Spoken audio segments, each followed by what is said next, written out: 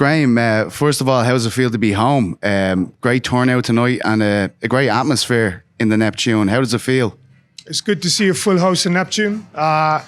It's amazing to see a highly educated crowd in Neptune. You know, our biggest worry here was how far has the sport developed, and are the crowd going to get behind the guys even if it ends up on the floor in a grappling match? And they showed tonight there was 1,600 plus in there tonight, and 1,600 plus of highly educated MMA fans. So good, very good.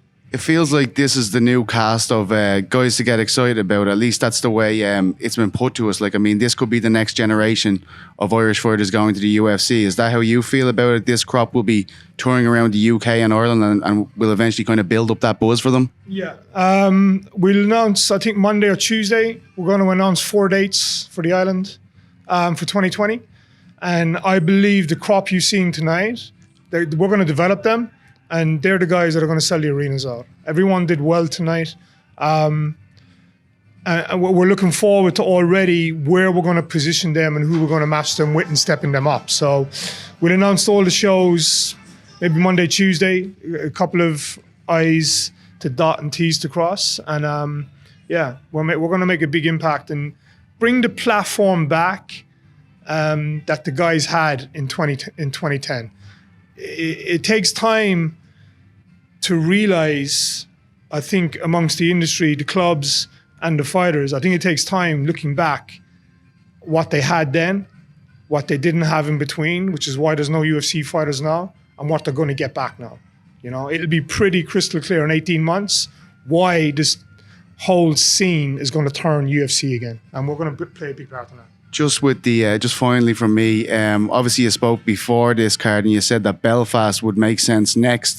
Big win for Rhys McKee, big win for Joe McColgan, both big fan bases up there. Is that logically the next step for Cage Warriors in Ireland? Yeah, we've already booked 2 dates at the SSE Arena. It's done. We're just waiting for confirmation on other dates, on other venues, and we'll announce the whole thing. You asked there, or you spoke there about bringing the next crop through, and like, you know, back in 2010. But back then you had basically the pick of the crop. You know, you had the Carl Pinders, the Conor McGregors, and all them. And now it's a very different situation where there's big competition with the new up and coming prospects.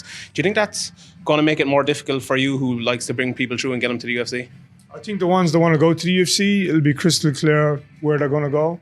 I don't believe, and I've said this before, I'll say it again, I don't believe there's competition for what we do.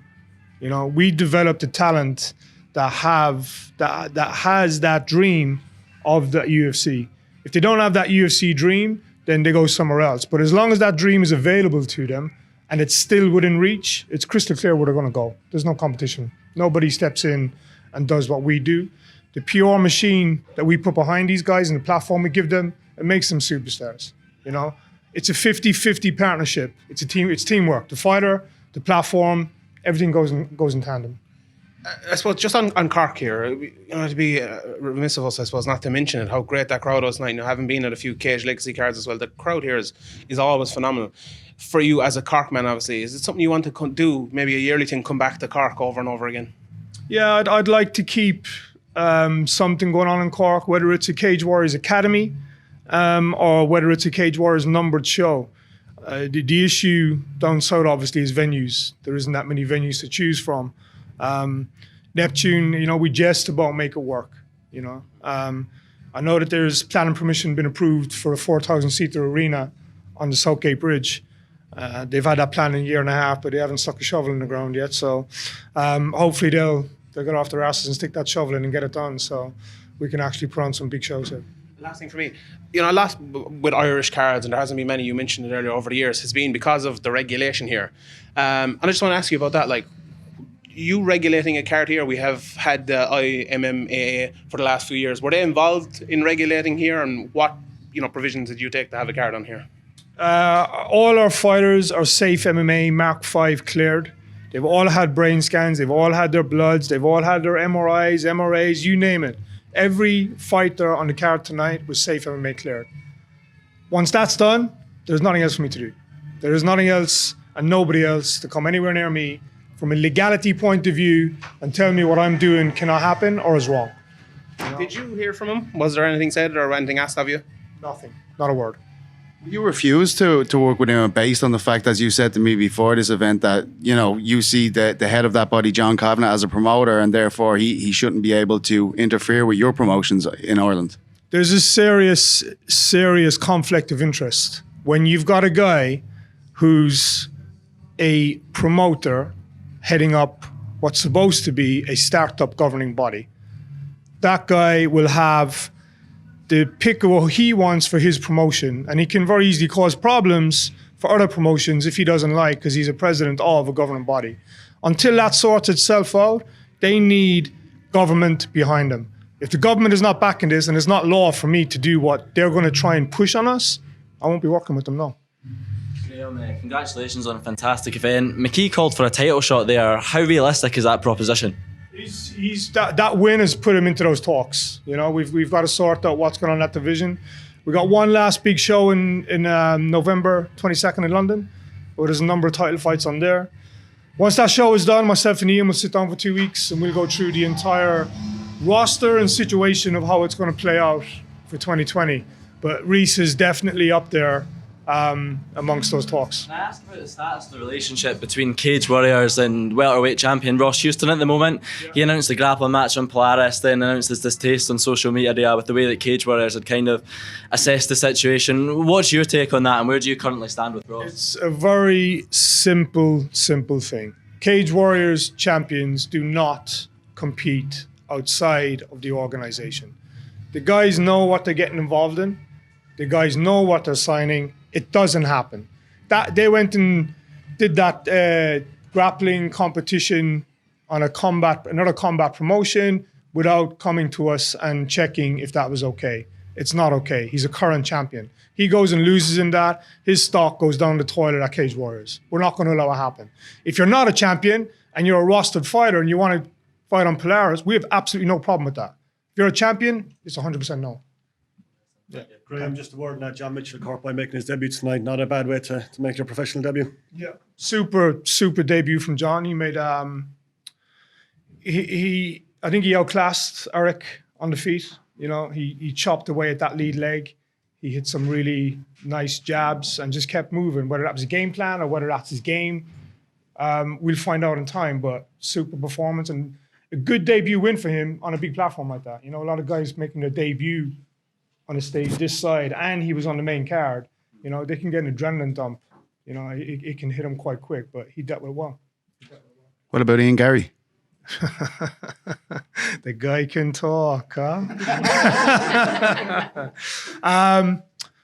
Ian's showing superstar status, man. He weathered a bit of a storm from Figlac there, took him down, put him to sleep. I think Ian could be the type of guy, Ian and Rhys, type of guys that could very well do and probably will sell out arenas in their hometown with the PR machine that Cage Warriors puts behind them. And that's something to look at. You see him like a Pimblett in Liverpool or a Jack Shaw in Wales, the two of those guys combined kind of drive the interest here in Ireland? Yeah, I think they will 100%. Like I said, I've said this before, I've gone on record saying this. Rhys with a win tonight catapults his career into serious talk situation. He stepped up to the welterweight division. He's took out a big name in Hakan quite easily. That was a really stiff jab that he dropped Hakan with. And he's in those title talks. Whether it's next, I don't know. There's a lot going on in that division, but he's certainly up there, yeah. Thanks, Graham. Graham, there's been a lot of talk or a lot of back and forth between John McColgan and Paddy Pimblett online in recent times. So much so that Paul Hughes also has been calling out Paddy Pimblett's teammate. Do you have any interest in making that Pimblett-McColgan fight? That's a tough fight for us to make. Pimblett's got double the amount of fights of Joe. Joe's wanted to fight champions from the day he signed with Cage Warriors. Even that 1 or 2 fights in, we were trying to tell Joe, mate, you got your 3 fights in. Slow down, because you go in and you need time to develop here, right? So you go in 2-3-0 and you call out a guy that's in title talks and you beat him. You're losing a hell of a lot of development time. Those minutes, and any pro fighter will tell you this, the minutes in the ring or in a cage, they're valuable times that you need to have to develop your career. And like I said, Joe will ask for a champion tomorrow. He'll probably want Paddy tomorrow. It's something we got to just sit down and talk about, man. These guys, they cause so much problems for me and Ian. They go on Twitter or they go on Facebook and they cause absolute fucking havoc amongst each other. And then we're the ones that have to deal with it. And then when we don't go with what's going on, all the journalists and you guys give us fucking shit because we won't put the fight on. And, you know, we have a bigger picture and a longer road to play with. And hopefully it keeps you guys entertained what we're doing anyway. So, yeah. Graham, who was your performance of the night this evening, if you had to pick one? Top, probably Garry. Like the classy performance, went out and did it. Rhys, you know, Decky on the undercard had a solid performance against Antanas. You know, Mitchell, where do I stop? You know, it was a good night for Irish MMA, boys.